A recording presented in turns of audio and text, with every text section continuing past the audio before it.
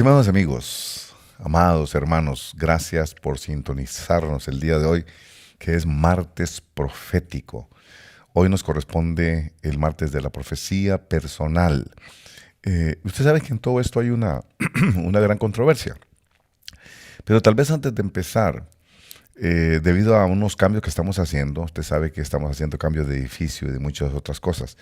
Hemos tenido algunos problemitas técnicos para salir hoy con los profetas el día martes, pero es solo por hoy. Para de hoy en 8, usted va a volver a sintonizarnos otra vez y vamos a hacer de hoy en 8 el martes profético que usted siempre ha conocido con la hermana Hania y con los profetas, ¿verdad? Que usted trae una petición, una sola petición, y sobre esa petición los vasos proféticos oran y dan palabra profética, si el Señor habla, ¿verdad? Por supuesto.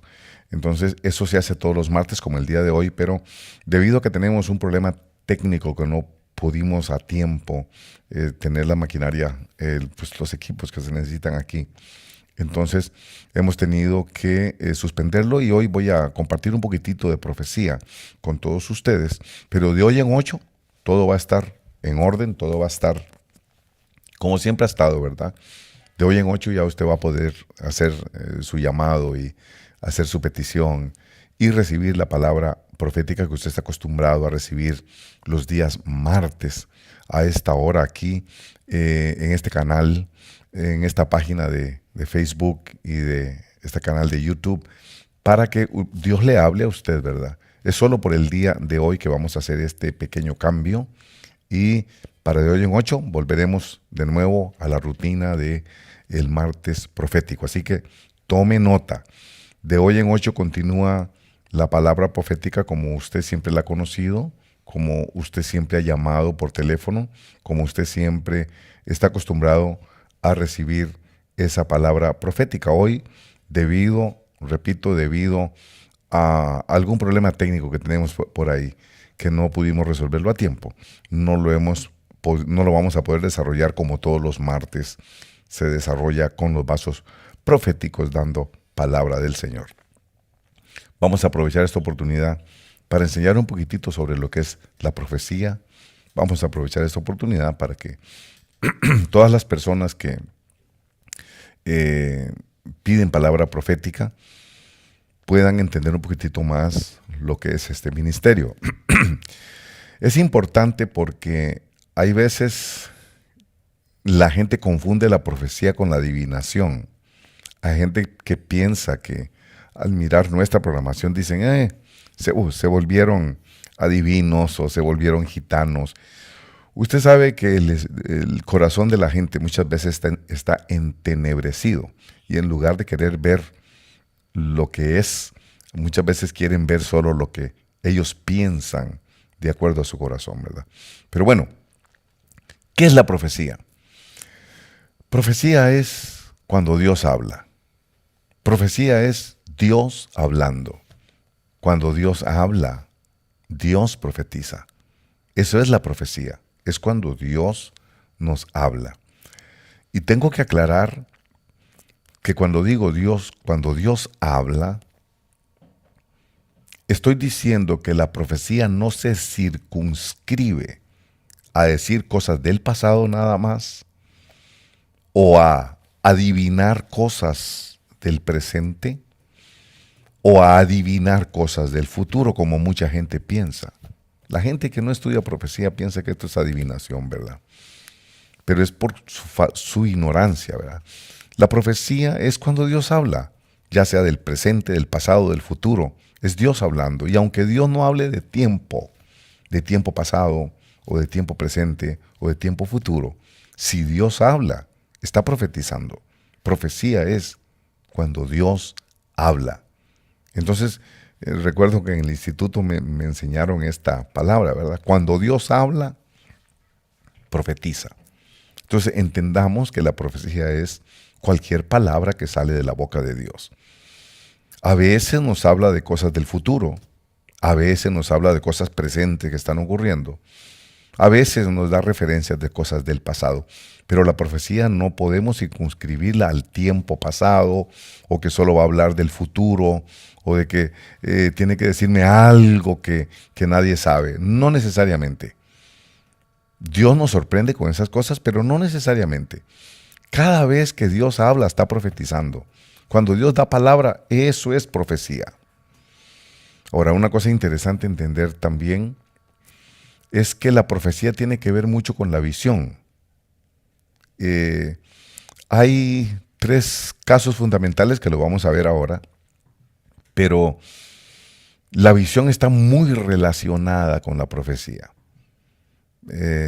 Si usted va conmigo al libro de los Hechos, en el capítulo 2 del libro de los Hechos, quizás es una de las referencias bíblicas más claras, una de las referencias bíblicas más explícitas que hay.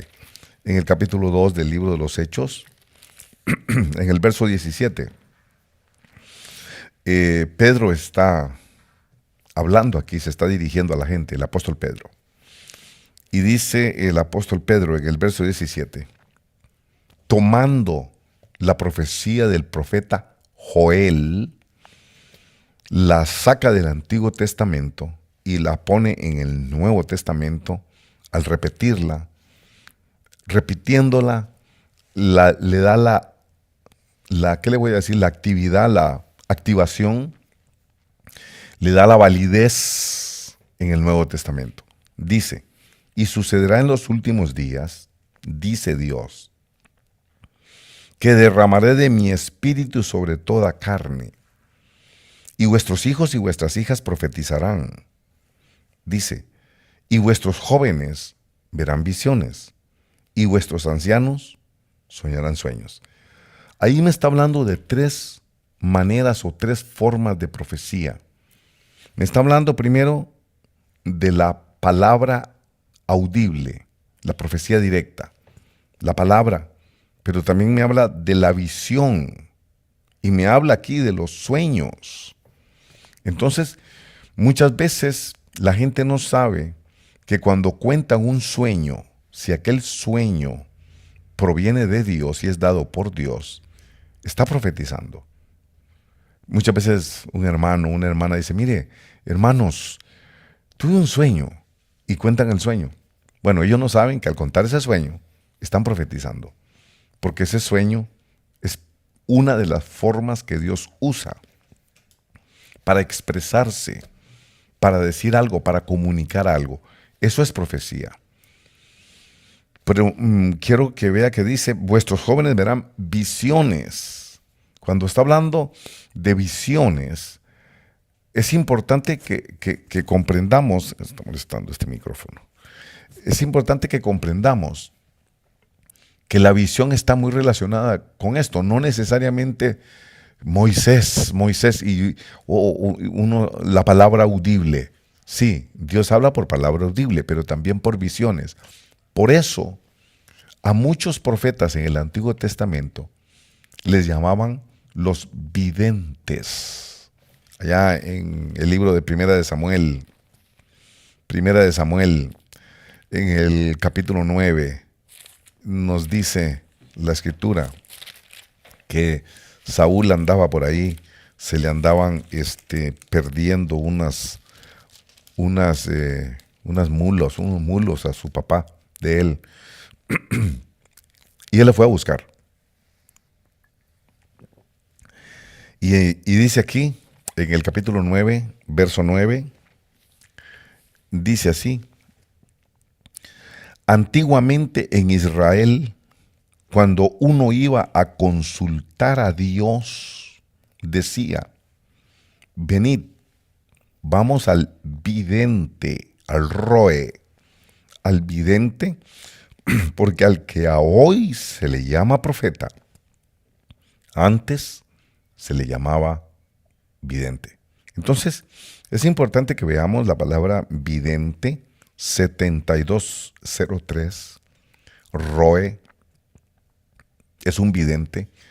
¿Por qué?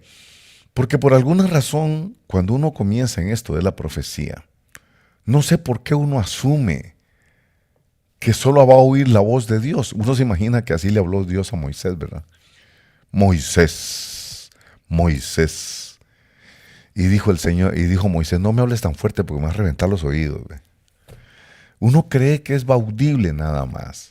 Sí, audible es una forma, pero quizá la forma más común es la visión, el sueño. ¿Qué son los sueños? Visiones. ¿Qué es una visión nocturna? Pues una visión que se está viendo por medio de la mente. Por eso se le llamaba vidente. Dice aquí en el verso 9. Venid, vamos al vidente, porque al que hoy se le llama profeta, antes se le llamaba vidente. Volviendo al libro de los Hechos, recordemos que dice, en los últimos días, dice Dios, derramaré de mi espíritu sobre toda carne, y vuestros hijos y vuestras hijas profetizarán, dice el verso 17, ¿verdad? Y sucederá en los últimos días, dice Dios, que derramaré de mi espíritu. Esto quiere decir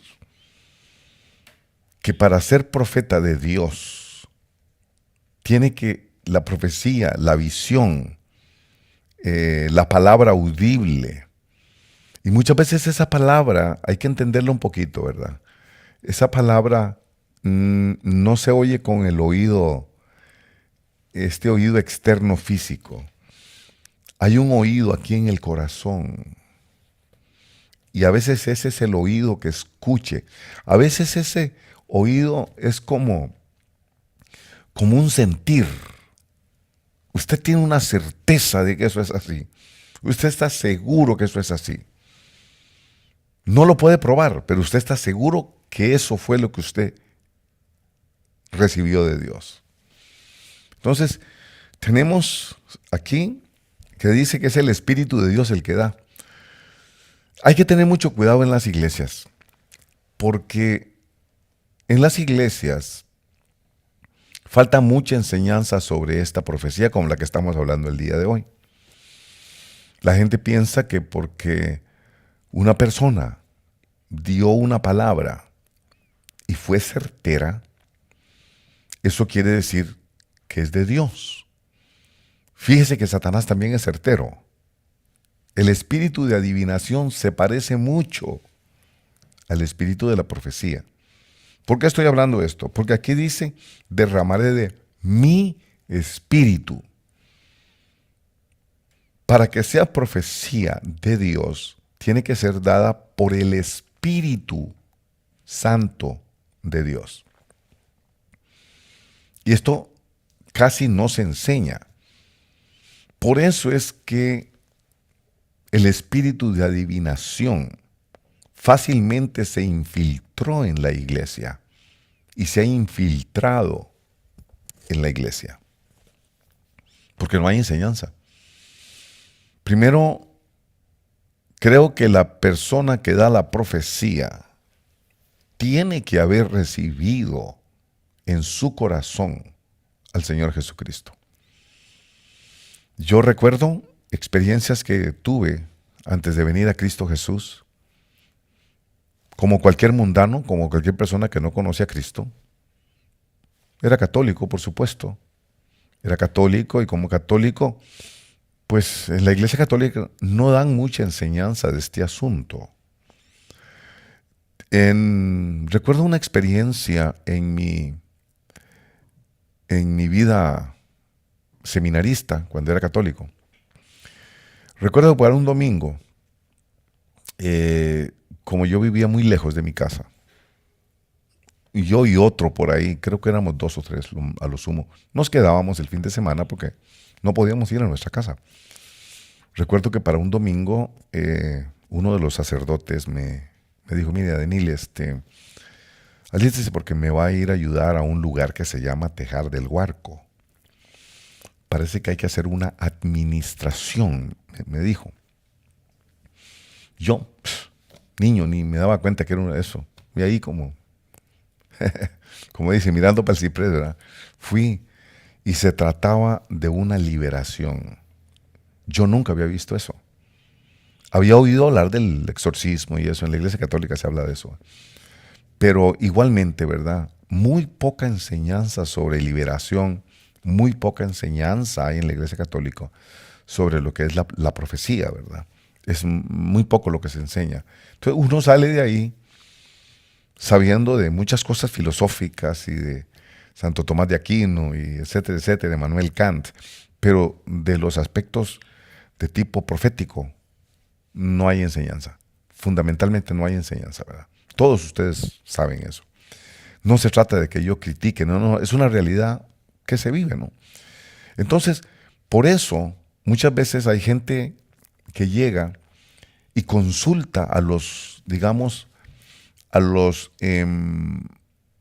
espiritistas. En nuestros países son muy famosos los espiritistas, porque uno cree que es cosa de Dios. Si alguna vez ustedes han tenido la experiencia que yo tuve, si a ustedes les pasó como a mí, ¿verdad? Pues yo pensaba que eso era de Dios, porque cuando íbamos a la consulta, la señora que era medium se persinaba. Pues decíamos, era de Dios, mire, se persinó. Y así, ¿verdad? Por la señal de la Santa Cruz, toda esa cosa que se sabe uno cuando... Y dice, en el nombre del Padre, Hijo y Espíritu Santo, y ¡pum!, entraba en trance. Y ahí tenía un cuadro de la Virgen María.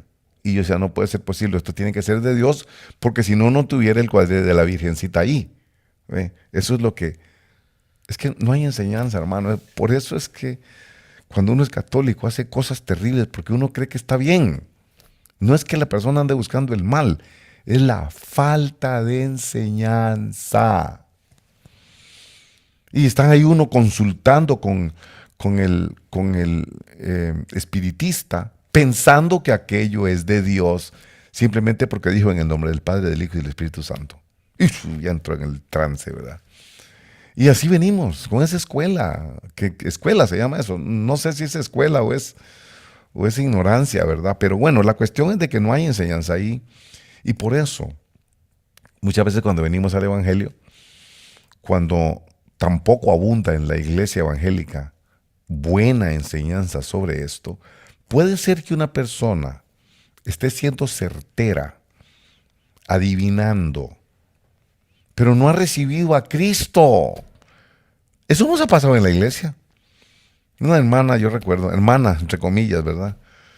Me decía, mira qué certera esa hermana, es la esposa de un doctor. Era un doctor que había llegado a la iglesia. Y su esposa, yo no sabía que la mamá de esta señora había tirado los naipes de las cartas del tarot y esas cosas, ¿no? Adivinaba. Pues el espíritu vino con la señora esta. Y empezó a decir así, dice el Señor, mire, parecía una profeta así como de las que viene con mi jamón, así. Parecía como que fuera el hermano Rosemary, así hablando, como que... Dice, qué raro, ¿verdad? Qué raro esto, ¿verdad? Y recuerdo que en alguna oportunidad le pregunté, ¿y usted ya recibió a Jesucristo? Y me dice, es que nadie me lo ha presentado. Y dice, ¿cómo? Y está profetizando. Pues la capitana de los profetas de ese tiempo, mejor no digo el nombre, quién era, para qué, ¿verdad? Pero la capitana era una de las primeras más fans que tenía, ¿verdad? Yo recuerdo eso. Se le presentó a Jesucristo, pero digo yo, ¿quién habrá estado hablando durante ese tiempo? Por falta de enseñanza. Entonces empezamos a hablar de esto. No puede ser posible que haya un vaso profético que esté dando profecía y que porque es certera creamos que es de Dios y ni siquiera ha recibido a Jesucristo. Primer problema, ¿verdad? Después hay otras que sí recibieron a Jesucristo. Esto lo digo porque son experiencias que nos pasan en la iglesia. Yo recuerdo que era tan certera esta persona que incluso una persona que trabajaba para mí, haciéndome unos trabajos de taxes, un día en una gran angustia, me dice, ¿por qué no ora por mí? Usted que es pastor, ore por mí. Me está pasando esto y esto y esto y esto. Ya me contó, ¿verdad? Entonces vine y le dije que confesara a Jesucristo como su Señor, ya confesó, ¿verdad? Y oré por la persona. Entonces le digo, mira, ¿por qué no llegas un día a la iglesia? Llégate un día a la iglesia y puede ser que Dios te hable por medio de la profecía, ¿verdad? Y la invité a que llegara a la iglesia. Y recuerdo que escogía que me quedé viendo una de las personas más certeras que teníamos en la iglesia. Y se la recomendé. Entonces cuando terminó, recuerdo que vino conmigo impresionadísima y me dijo, fíjese que me dijo cosas que solo yo sabía. No había manera que esta profeta me averiguara, a menos que sea que Dios le habló, me dice. Pero quiero decirles esto. Precisamente después, con el paso del tiempo, nos dimos cuenta que tenía ciertos problemas esa profecía. ¿Por qué cuento yo esto? Porque he tenido que aprender yo a golpes muchas veces que la profecía es algo tan delicado de manejar, que a veces nosotros somos tan abiertos que dejamos que cualquiera venga y profetice. No nos preocupa la condición del vaso profético, porque fui enseñado, no mires el vaso, mira la profecía. Eso fue lo que a mí me enseñaron. Yo vengo de un ministerio que me enseñó a mí, no evalúes el vaso, evalúa la profecía. Y fíjese que evaluando la profecía era certerísima, pero el vaso no era de Dios. Rompiendo matrimonios, yéndose en adulterio, haciendo un montón de barrabasadas en la iglesia, pero era certerísima. Entonces todo esto aprende uno. Eso es lo que le quiero decir. No basta que la profecía sea certera. Y como yo fui enseñado, no juzgues el vaso, juzga el mensaje. No, hay que juzgar las dos cosas. Eso ya lo aprendí. Entonces, comparto todo esto porque en el mundo de la profecía hay que tener cuidado de que no sea un espíritu de adivinación el que nos está hablando. Por eso a veces es mejor tener pocos profetas, pero comprometidos. Hubo un tiempo que nos jactábamos. Tenemos 30 profetas en la iglesia. 25 le sirven al diablo, ¿verdad? Y solo 5 le sirven al Señor. Eso nos quedamos al final. Digo, wow. Porque cuando uno se pone a expulgar y a ver, resulta que no todos los vasos proféticos. Bueno, tal vez serán muy certeros, pero ¿para qué quiero yo profecía certera si no viene de Dios? ¿Para qué quiero yo una profecía certera si no viene por el Espíritu Santo? Mejor que no me hable el diablo, aunque me diga cosas bonitas y aunque sea certero. Prefiero que no me hable. Entonces, hemos aprendido en estos años que es muy importante en una congregación no dejarse impresionar porque un profeta o un vaso profético es muy certero. Piense, Satanás también era certero. Más, hay una experiencia muy interesante aquí en el capítulo 16 del libro de los Hechos. Si usted quiere acompañarme, dice el verso 16 en el libro de los Hechos, capítulo 16. Dice así: y sucedió que mientras íbamos al lugar de oración, nos salió al encuentro una muchacha esclava que tenía espíritu de adivinación, la cual daba grandes ganancias a sus amos adivinando. Esta, siguiendo a Pablo y a nosotros, gritaba diciendo: estos hombres son siervos del Dios Altísimo, quienes os proclaman un camino de salvación. Y esto hacía, dice, por muchos días. Dice, mire, verso 18, dice por muchos días. Y por muchos días, ¿qué estaba haciendo Pablo? Por muchos días Pablo la estaba escuchando. Por muchos días Pablo no la callaba.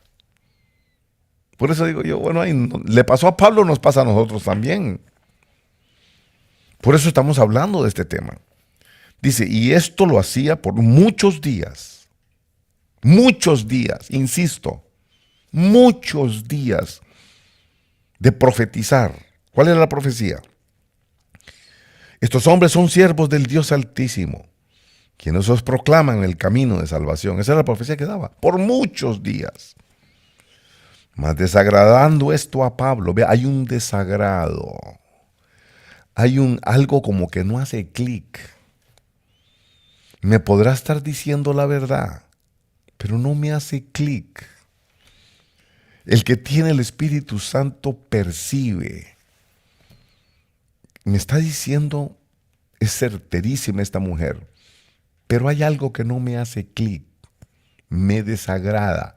Hay algo que me desagrada. Mas desagradando esto a Pablo, se volvió y dijo al Espíritu: te ordeno en el nombre de Jesucristo que salgas de ella. Y salió en aquel mismo momento. Pero a Pablo le tomó muchos días darse cuenta. Y si a Pablo le costó discernir lo que era un espíritu de adivinación de una profecía de verdad, es obvio que a los que no tienen ese tipo de comunicación con Dios como Pablo, les va a costar más, ¿verdad? Todo esto es el propósito de enseñar. ¿Qué enseñar? Que no nos saquemos todas las cosas. Que no porque la profecía es certera no quiere decir que no puede venir del enemigo. Por supuesto que sí. Por eso es importante la enseñanza para el pueblo del Señor. Bueno, entonces hemos dicho que la profecía puede venir por visión, por sueños y por palabra audible. Pero también, si usted ve en Segunda de Reyes, en el capítulo 3 de Segunda de Reyes, hay una experiencia que nos enseña en el capítulo 3 de Segunda de Reyes, nos deja una enseñanza y quiero compartirla con usted. Esto es con Eliseo. Eliseo.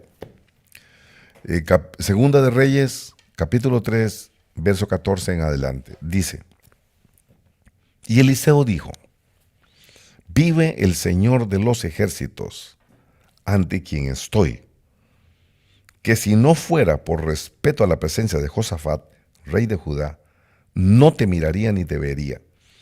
Mas, traedme ahora un tañedor.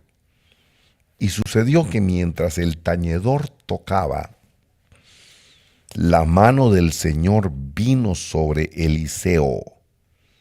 Y él dijo: así dice el Señor, haced en este valle muchas zanjas. Y empezó a profetizar. Quiere decir que se puede profetizar con música, con canto, con alabanza. Primera de Crónicas, capítulo 25, nos habla un poquito acerca de esta experiencia. Entonces estamos diciendo visiones, sueños, palabra, música, alabanza. Ok, pero hay otra muy interesante aquí, capítulo 25. Capítulo 25 del libro de Primera de Crónicas. Dice así.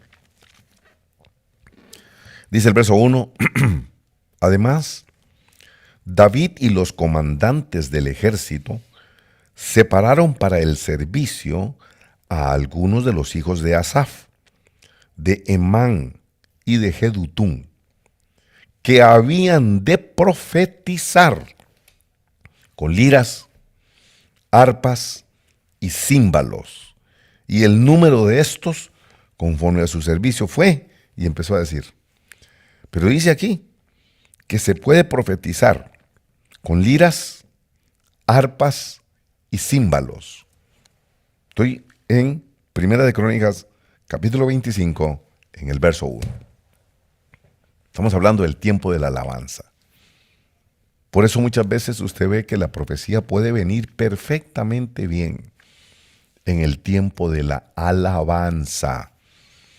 Y muchas veces intentamos parar a la gente para que no interrumpa la alabanza. Cállese el espíritu. ¿Y qué pasa si cayó el espíritu profético en medio de la alabanza? Lo vamos a parar. Hermanos profetas. Muchas veces el tremendo problema de muchos profetas es que no leen la Biblia. Ese es el asunto. Ahora vamos a hablar de eso. Porque muchos se creen vaso profético y no leen la Biblia. Y por eso es que muchas veces cuando profetizan ni se dan cuenta que están contradiciendo lo que está escrito. Porque no leen la Biblia. Si usted es un vaso profético o si usted quiere que Dios lo use en la profecía, una de las cosas que Dios tiene que ponerle a usted es amor por la escritura. Porque esta es la profecía más certera, más segura. Esta es la palabra profética más segura. Esta. Más segura que lo que diga cualquier vaso profético es esta. ¿Okay? Entonces, estamos observando muy bien cómo la profecía puede fluir por palabra, por visión nocturna, sueños y alabanza y música. Hay un caso muy interesante en el libro de los Hechos, capítulo 21. En el libro de los Hechos hay un caso que me gustaría mencionar, no puedo dejar de mencionarlo. Es el caso de un profeta en el Nuevo Testamento, Agabo. Mucha gente piensa que ya no debe haber profetas a estas alturas. Eso es lo que mucha gente... Desgraciadamente en la iglesia, todo el mundo cree que manda, ¿verdad? Todo el mundo cree que es jefe. Todos dicen que sí, que no debe ser esto, que no debe ser aquí, que la mujer no puede, que la mujer sí puede, que esto sí, que esto no. Se mira la falta de el Espíritu Santo. El que manda es el Señor. El Señor es el Espíritu. Y yo sé que muchos dicen, si no está escrito en la Biblia, entonces no. Entonces, ¿dónde dejamos al Espíritu Santo? ¿Dónde quedó el Espíritu Santo?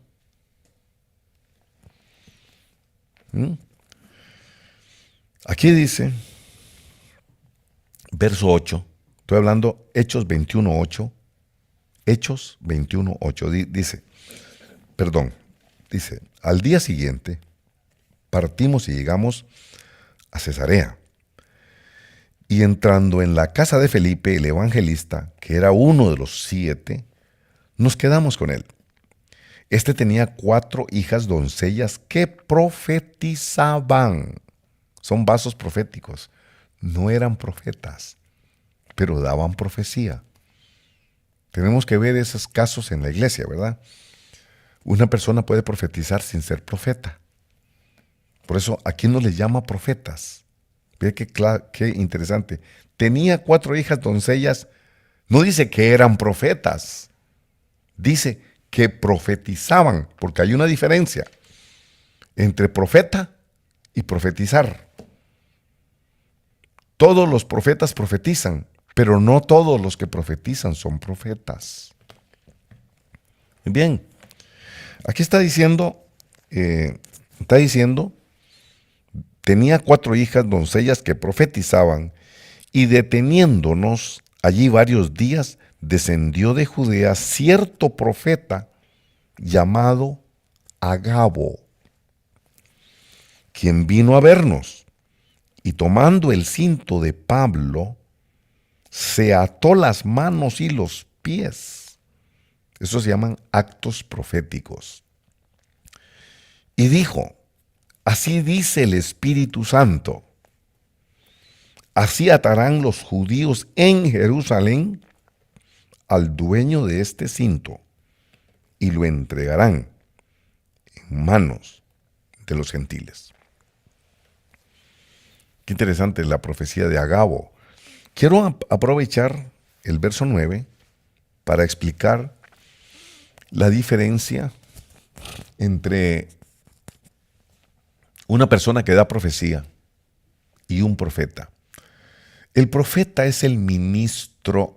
El profeta es el que está ejerciendo ministerio. Un vaso profético se le puede decir ministro de profecía, pero no es profeta. Porque el profeta, su oficio del profeta es la profecía. En cambio, el que da palabra profética puede tener cualquier otro oficio, puede ser de oficio mecánico. Nada más que cuando va a la iglesia, le cae el Espíritu Santo y sin ser profeta, puede dar palabra profética. Porque él es mecánico, de profesión. En cambio el profeta no, el profeta es profeta de profesión, vamos a decirlo así. El que es profeta está viviendo de eso y para eso. Ese es su ministerio. Ese profeta fue escogido desde antes de la fundación del mundo para ejercer ministerio profético. Por eso su función no es ser mecánico ni agricultor. Su función no es la oficina, no es vender bienes raíces. No, él nació para el ministerio profético. Desde antes de la fundación del mundo fue escogido por Dios.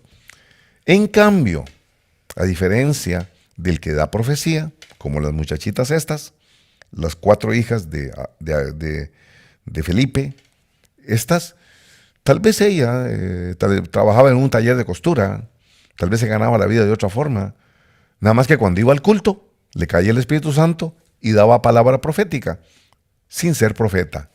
Eso es lo que quiero decir. Profeta es el que ejerce el ministerio, no es el que le viene por un momento la unción profética y después se le va la unción. No, el profeta vive para eso. Esa es su razón de vivir, esa es su razón de ser. Fue escogido desde antes de la fundación del mundo. Vasos proféticos son los que Dios usa en determinados momentos, les da su unción en determinado momento, pero su oficio puede ser otra cosa, que no es necesariamente ejercer el ministerio profético como el profeta, ¿verdad? El profeta incluso tiene autoridad. El profeta tiene vasos proféticos como discípulos que están aprendiendo de él. Ese es el profeta, ¿verdad? Esto es importante que entendamos, ¿verdad? Y creo que habiendo explicado estas cosas, ¿verdad? Veamos algo.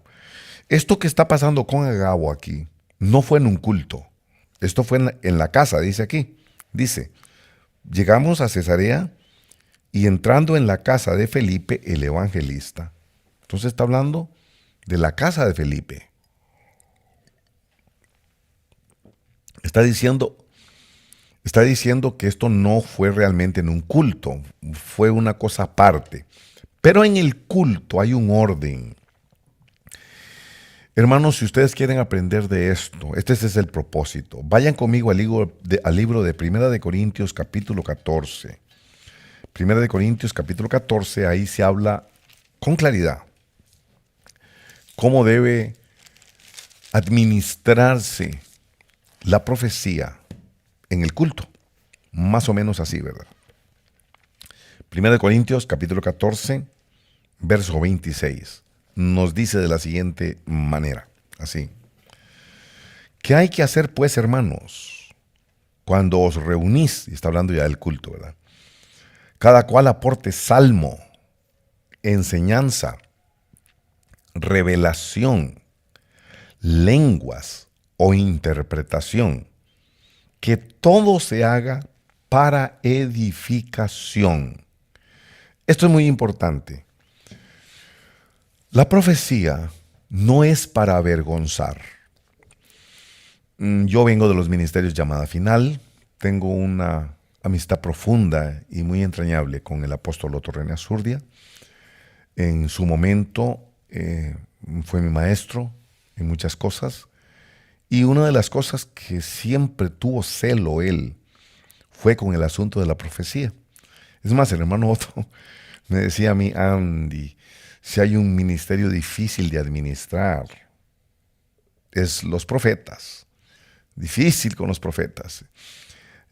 También me decía, una de las cosas que me llama la atención de los profetas es que todo es positivo, todo es positivo. Ellos no te dicen nunca que estás haciendo algo malo, ni no. Ellos, todo es, te voy a prosperar, todo es, te voy a bendecir. Pero de vez en cuando es bueno que le digan a la gente algo, pero no se atreven, porque para ellos la profecía es positivista. Bueno, lo que sí estoy claro es que la profecía debe ser para edificación. La profecía debe ser para edificar. Para eso es la razón de la palabra profética, es edificar. Es importante que nosotros podamos entender eso, ¿verdad? Que toda esta cosa tiene el propósito de edificar. Si una profecía no es para edificar, no viene de Dios. Aquí todo se haga para edificación. Una profecía, incluso si es exhortación, tiene que ser una exhortación para edificar y no para destruir a la persona. Muchas veces he oído profecías contra la misma iglesia. Estuve en algún lugar en alguna oportunidad. Y recuerdo que se paró una señora profeta y como enojadísima estaba. Así te digo, pueblo rebelde. Bueno, eso es verdad. Duro de servicio. Bueno, sí, somos duros de servicio. Pero empezó a decirles, maldito estoy. Empezó a maldecir. Empezó a maldecir a la iglesia. Y tal vez cualquiera se confunde y dice, sí, le está exhortando a los pecadores. Sí, pero esa profecía no era para edificar, era para destruir. Entonces, mucho tenemos que entender eso. El Espíritu Santo siempre, aunque exhorte, aunque regañe, siempre va a ser para edificar. Nunca va a ser para dejar partido a la persona ahí, descuartizado como la Coyolxauhqui, al pobre que está ahí pecando, tal vez lo hizo, le cortó la cabeza, le cortó las manos, le cortó los pies, le fue hecho pedazos ahí. La profecía no va a hacer eso. La profecía nunca va a avergonzar. Una de las cosas que aprendí del siervo Otto Azurdia fue eso. Una profecía nunca va a ser para avergonzar a nadie en público. Y eso es tremendo, porque hay gente que le gusta avergonzar a los demás en público, y no por celo de Dios, sino porque tiene un espíritu de destrucción. Eso no viene de Dios. Entonces leamos un poquito, antes de terminar, esto es fundamental para mí, ¿verdad? Estamos enseñando. La idea es que usted aprenda de estas cosas, ¿verdad? Si Dios exhorta, es que qué interesante, ¿verdad? Muchas veces está uno predicando y de pronto digo, estoy siendo muy duro con la gente. Y yo digo a la gente, predique, pastor. Y si uno, bueno, de ahí, cuando es Dios hablando, hasta los fajazos saben sabrosos, ¿verdad? Pero es porque el Espíritu Santo edifica, no destruye. ¿Ok?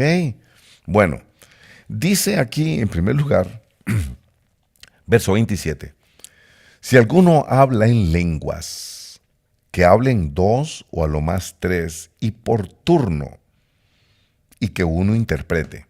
Está hablando de la profecía que se da en lenguas. Yo creo que Dios habla proféticamente en lenguas, por supuesto que sí. Pero aquí me está regulando, me está dando un consejo de cómo se maneja la profecía en lenguas. Dice que tiene que tener interpretación. Imagínense que vienen las lenguas, raba, jalaba, lo que fuera, y no hay interpretación. La gente se queda viendo uno al otro a ver qué quiso decir. Entonces, ¿cómo va a haber edificación si la gente no entiende? Porque el profeta habló en lenguas y no hubo interpretación. Esto es lo que quiere decir aquí. Dice, si alguno habla en lenguas, que hablen 2 o a lo más 3, a lo más 3, y por turno. Eso te está hablando de un orden. No es todos al mismo tiempo. Tiene que ser en orden, por turno, dice. Que uno interprete. Tiene que haber intérprete. Profecías se paran y que Rambo saca la bazuca y que usa manga corta y que usa camá y diga lo que quiera, pero tiene que haber interpretación. Si no, esa profecía no sirve. Porque ¿en qué edifica si la gente no entiende? Sí, muy bien. Hemos tenido aquí ese caso de una persona Alaba y habla en lenguas y dice las lenguas, rambaraba, jalabaya, barabalabalo, jarabaya, barababashta, todo eso yo lo respeto, claro que sí, pero tiene que haber interpretación para que la gente pueda entender y ser edificado. Después, dice el verso 31, porque todos podéis profetizar uno por uno. Está hablando de en orden. Todos pueden profetizar. ¿Por qué? Porque en los últimos días derramaré de mi espíritu sobre toda carne, y vuestros hijos y vuestras hijas profetizarán. Sí, todos los que quieran, los que sientan esa unción de dar la profecía pueden profetizar, pero tienen que profetizar en orden, uno por uno. No van a venir todos en bola profetizando y hablando todos al mismo tiempo. Eso es desorden. Dios no trabaja en desorden.